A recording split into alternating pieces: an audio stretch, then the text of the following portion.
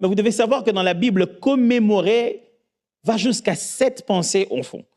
On ne fait pas juste une fête, une très belle fête. Des premières communions, de baptême, on invite les amis.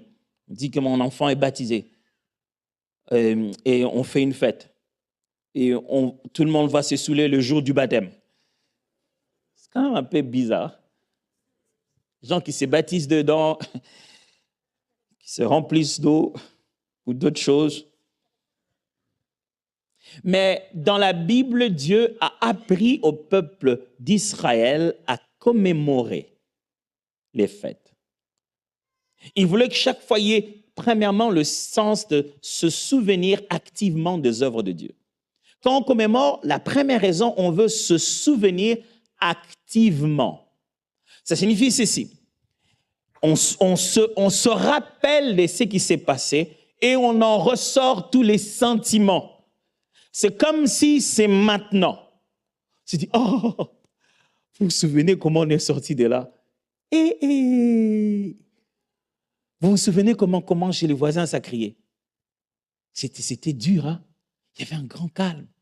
Vous vous souvenez le regard qu'ils nous ont lancé le matin quand on est sorti avec nos enfants et que leurs enfants n'étaient pas réveillés ce jour-là? Vous vous souvenez combien il y avait des deuils partout, sauf chez nous? C'était flippant. C'est quand on veut en parler, on veut non seulement se souvenir, mais on veut ramener ce souvenir-là à la vie. On veut redonner vie à ce nom-là. Commémorer une fête dans la Bible signifie rappeler le nom de Dieu pour qu'il redevienne actif. Je vais répéter. Ça signifie ceci. On va rappeler le nom que Dieu a manifesté ce jour-là pour qu'il se manifeste encore aujourd'hui. Ce n'est pas qu'on prend des photos pour regarder ce qui s'était passé. Non, on se met en pause parce qu'une nouvelle photo est sur le point d'être prise. Ce n'est pas qu'on s'est dit, ah, regardez comment c'était. Non, on s'est dit, c'est lui qui l'a fait et est en train de nous demander de faire une fête parce qu'il est encore sur le point de le refaire.